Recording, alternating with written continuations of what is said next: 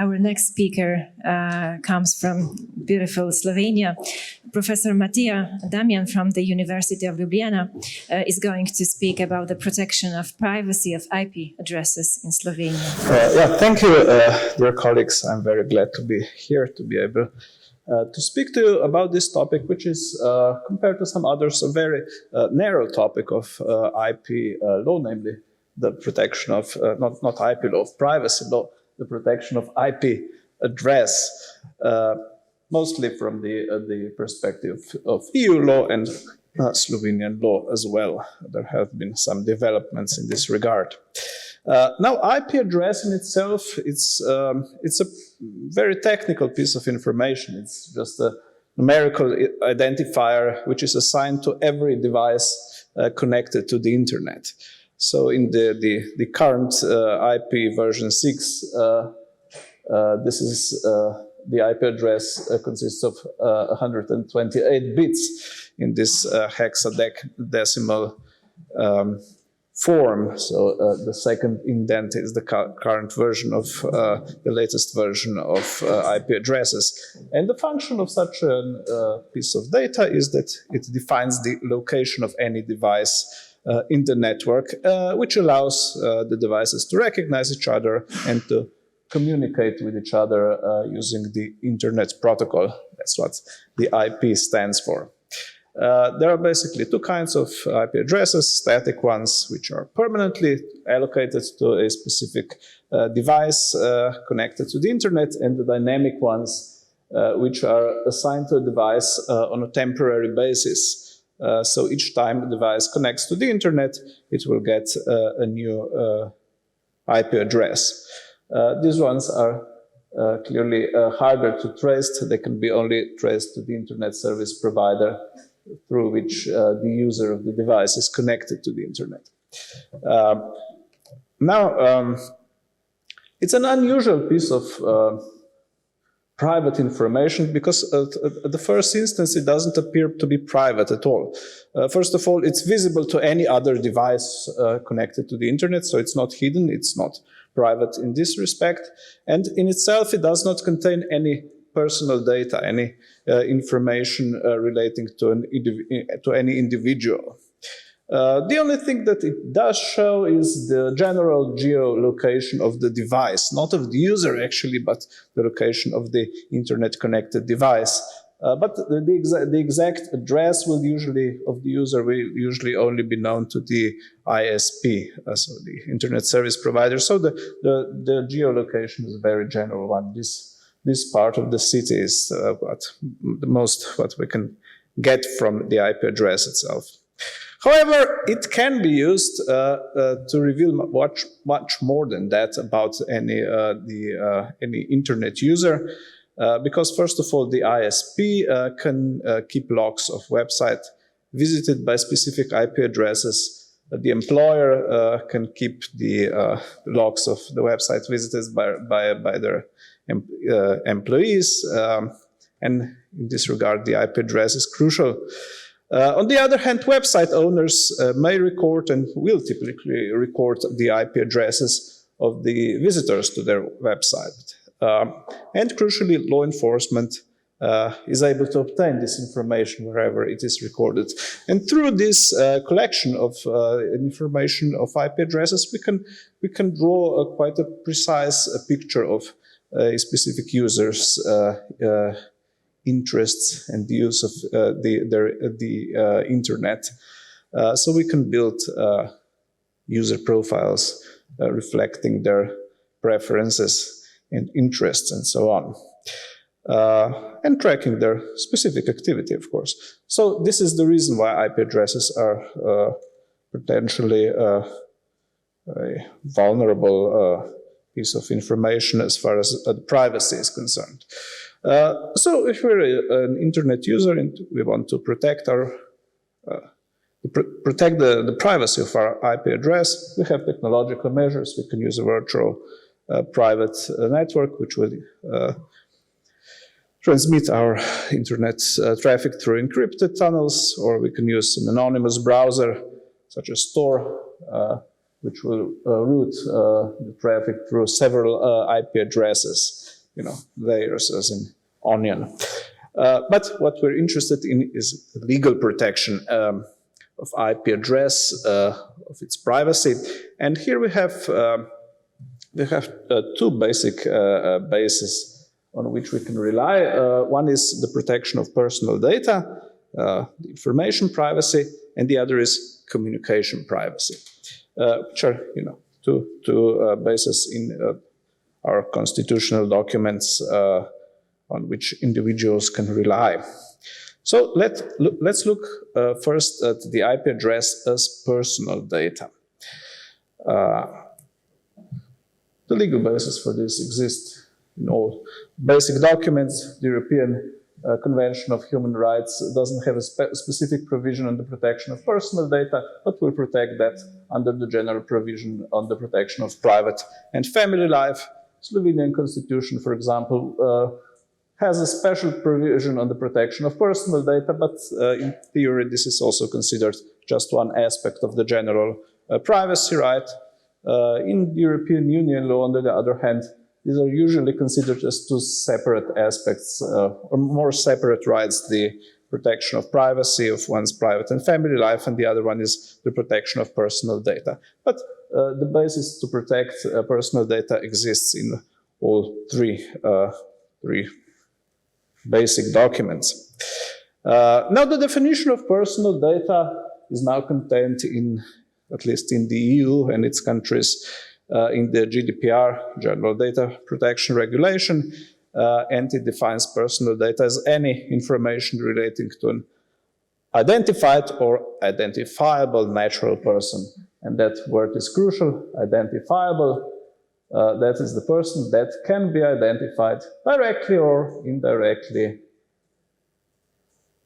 by reference to any identifier or other factors, and so on. I won't read the entire definition. What's important is that the introductory recitals also mention online identifiers provided by users' devices or applications, such as IP addresses or cookies or RFID tags. So IP address is expressly mentioned as a possible piece of personal data. So we know what the consequences are. The processing of personal data can only be performed on the basis of the consent of the data subject or on the basis of some other reason laid down by law. So I said it can be a personal information, but when is it? The European Court of Justice first pronounced on this issue in two cases, Scarlett Extended and later Digital Rights Ireland. And in both cases it just simply stated that IP addresses are protected personal data simply because they allow the users to be precisely identified. It didn't elaborate on the criteria. And that's mostly because in these two cases we had, for example, an ISP who had the information both on the IP addresses and on the persons who were using those IP addresses, so was able to identify the user of any IP address. Now, a more important case is the case Breyer versus Germany, where the same person did not control the information on the collected IP addresses and on their users. Namely, Mr. Breyer sued the German federal authorities because the government-owned websites collected IP addresses of their visitors, so his IP address as well. And the authorities said, yes, they said in their defense, we do collect IP addresses, but we don't know who the users are. They're anonymous for us, so we're not breaching personal data. Well, they didn't succeed with this argument. The Court of Justice of the EU held that the crucial element is whether it's not whether the same person holds all the information enabling the identification of the data subject. The crucial information, the crucial element is whether they're able to get that all that information together. So is the possibility to combine a dynamic IP address with any additional data, it means likely reasonably to be used to identify the data subject. And the court said that this is not the case if the identification of the data subject is either prohibited or if it is practically impossible. But this standard is quite low. So under the Breyer ruling, it's very often the case that, particularly when the state is concerned, the state has the option to get the information of IP address users from ISPs, for example, that in those cases IP address will be considered personal data and protected accordingly. And this is pretty much what has been the position of the Slovenian Information Commissioner even before this ruling. In its advisory opinions, it had held that a dynamic IP address will be personal data when combined with information on the time it was assigned or the time of access to the network, and combined with ISP's data, we know who was the user of the IP address at that time. And on the other hand, a static IP address is always considered personal data under the Slovenian Information Commissioner's view, because an individual user can always be identified on its basis. Now, this is the data protection aspect. Now, let's look at the other aspect of privacy protection, the communication privacy. We said that an IP address is purely technical information required to establish online communication. So it's not the content of the information itself, just technical information closely related to the communication, which we refer to as metadata. Now, the communication privacy is again something that's protected in our Constitution, in the European Convention of Human Rights, and in the EU Charter. The older two documents out of those refer to letters and correspondence, but the case law has been clear about this, that this also protects the privacy of any mode of communication, including electronic communications. And it doesn't only protect personal, intimate communication, also professional, commercial communication can be considered private and is protected under this heading. The option to protect IP addresses under communication privacy is very important under the Slovenian constitutional law, because it has the constitution has a very high threshold for any legal interference with communication right. It can be only based on a court order. Even if the police wants to act, they need a court order. That can be only provided when expressly provided for by the law, and only when necessary for the cause of criminal proceedings or for national security reasons. So very narrow reasons. Now, the communication privacy is not defined in any secondary legislation, either on EU level or the national level. But as far as IP address is concerned, the e-privacy directive is quite important, which mentions that also traffic data must be protected in a similar way as what applies usually for personal data or for private information. So I won't read the details, but this is a good basis to see where we're moving. And the Slovenian Constitutional Court also confirmed in 2008 that the protection of communication privacy also covers metadata.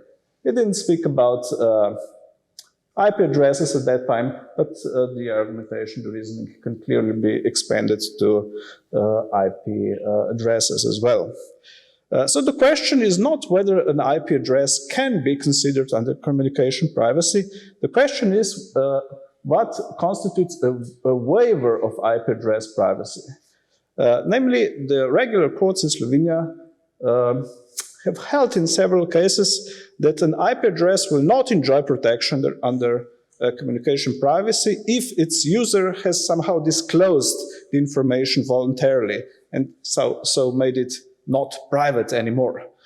For example, by using peer-to-peer file sharing networks, the users of the networks are revealing their IP address to other users of the same network. Not their identities, but the IP address is publicly visible to any other user. And the courts have held, you've made your IP address visible, it's not private anymore. We don't have to care about the constitutional requirements for invasion into communication privacy. And a similar position was held when offensive comments were posted on a public online forum which displayed the user's IP addresses. But the situation evolved a bit in the case Benedict, which started before a criminal court in Slovenia and ended before the European Court of Human Rights. Namely, Mr. Benedict was sentenced for possessing and distributing child porn and was identified by the Slovenian police based on the IP address provided by the Swiss police, which obtained this address by monitoring the file-sharing network Razorback, in which IP addresses were visible to all its users. So all they had to do was monitor the network, and they got the IP addresses. Now the Slovenian courts, as well as the Supreme Court, held that in this case no intervention in internet traffic was conducted by the police because they only needed to monitor the exchanges in the network. So this was not private information, and the Constitutional Court confirmed that. They said that Mr. Benedict had consciously exposed his IP address to the public by using a public P2P network and had no legitimate expectation of privacy. However, the European Court of Human Rights disagreed. They said that it's true maybe that Mr. Benedict had no reasonable expectation of privacy of his IP address, but still had a reasonable expectation of privacy of his identity, which he did not reveal online, and was not directly identifiable. So he still enjoyed a quite high level of anonymity, regardless of the fact that the police was able to identify him. So in this case, the consequence of the ruling is that the interference with his privacy was illegal, and accordingly the Criminal Procedure Act was amended so that now court order is always required to obtain traffic data as well as to obtain subscription data where processing of traffic data is required to achieve that. Now, this requirement of processing of traffic data has turned out to be important because all these cases that we discussed, also the Benedict case, concerned dynamic IP addresses. In concerned dynamic IP addresses, we need some processing of traffic data to identify the user of the address. On the other hand, when we're dealing with a static IP address, the same one for the same user at all time, an ISP can identify the user simply by viewing their own records on the assigned IP addresses, so no processing of traffic data is required. So does this mean that there is no invasion of communication privacy and that the police will need no court order to get that information from the ISP? Now we have here two lines of case law. The Appellate Court in Ljubljana held that this is the case, that this is not an invasion of IP privacy, communication privacy when static IP addresses are concerned. The Appellate Court in Maribor, the second largest city in the country, held that an IP address will always be considered private information, regardless of whether it's dynamic or static. The Supreme Court hasn't ruled on that yet, but it seems from its statement in one of the recent judgments that they are leaning towards the Maribor statement, so that they said that there seem to be no valid reasons for a legal distinction between static and dynamic IP addresses as far as the privacy protection is concerned. It's the last slide. Just the conclusion, yes, we have learned that the IP address can be protected under both rules of personal data protection and the communication privacy. What's interesting is that this distinction between dynamic IP addresses and static IP addresses, the development of this case law brings us to the effect that there's a stricter protection of dynamic IP addresses under communication privacy, and on the other hand, a stricter protection of static IP addresses under data protection rules. But it seems that we're moving in the direction where this distinction will become less relevant, and I think there's a growing awareness of the courts of the privacy implications of IP addresses and, of course, the possibilities of their abuse. So I think, although a very technical information, it's one that will increasingly be legally protected under both bases for the protection of privacy right. So, thank you for your attention.